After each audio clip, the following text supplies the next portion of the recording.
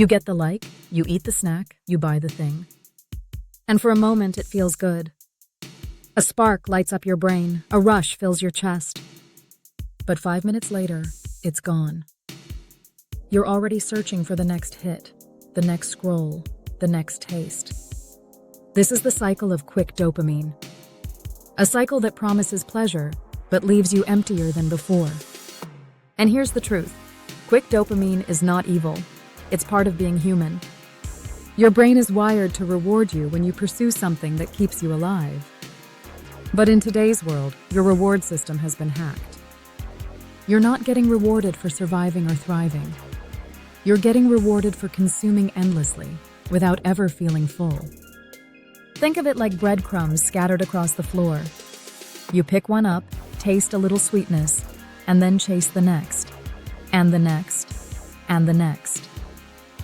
But no matter how many crumbs you eat, you never sit down to a full meal. Quick dopamine is the breadcrumbs. Deep dopamine is the meal. Deep dopamine is what you feel when you lose yourself in creating something. When you're absorbed in a meaningful conversation. When you push your body through movement and feel the glow of vitality. When you look at a sunset and time seems to stop. Quick dopamine is surface level. It rises fast and crashes fast. Deep dopamine sinks in. It lingers. It nourishes. The problem is, you've been trained to live on crumbs. Your phone, your fridge, your feeds, they've all been designed to keep you nibbling instead of feasting.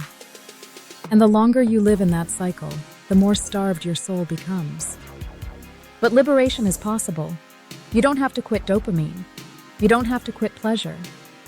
You just have to swap the shallow for the deep. So how do you do that? You start by recognizing the moment of craving. The impulse to grab your phone, open the fridge, check the notifications.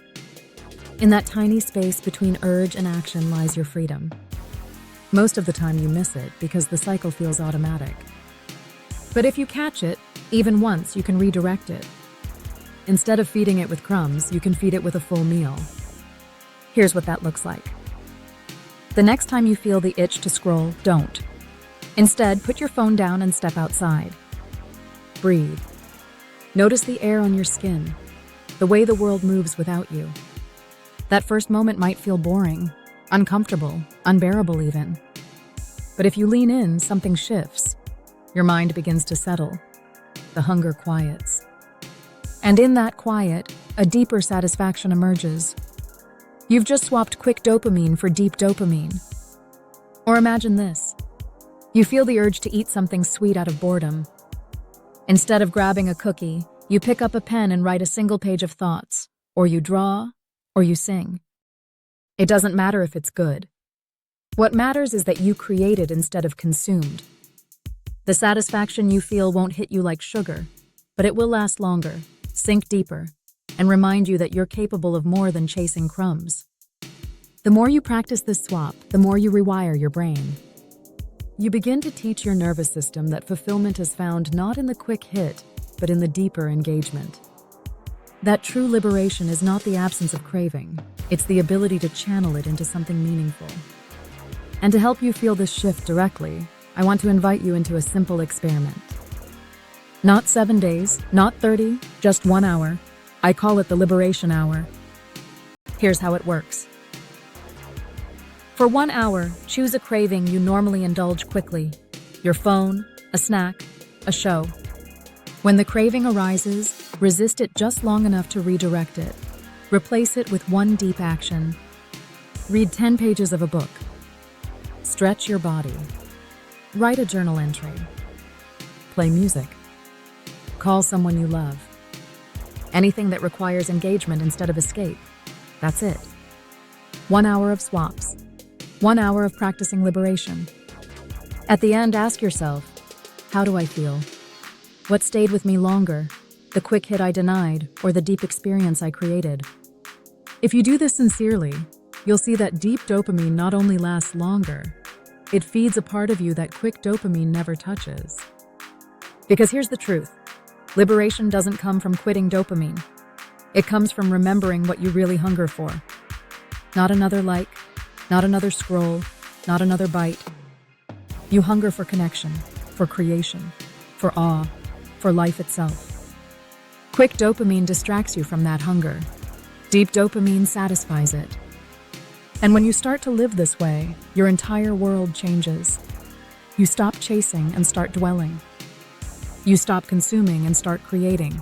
You stop numbing yourself and begin to feel alive again. This is what it means to swap quick dopamine for deep dopamine. It is not deprivation, it is freedom. It is the moment you stop living as a slave to algorithms and start living as a being capable of wonder. So here's my invitation to you. Try the Liberation Hour today. Not tomorrow. Not next week. Today. Notice your cravings, catch them, and then redirect them towards something deep. Afterwards, share in the comments what you chose and how it made you feel.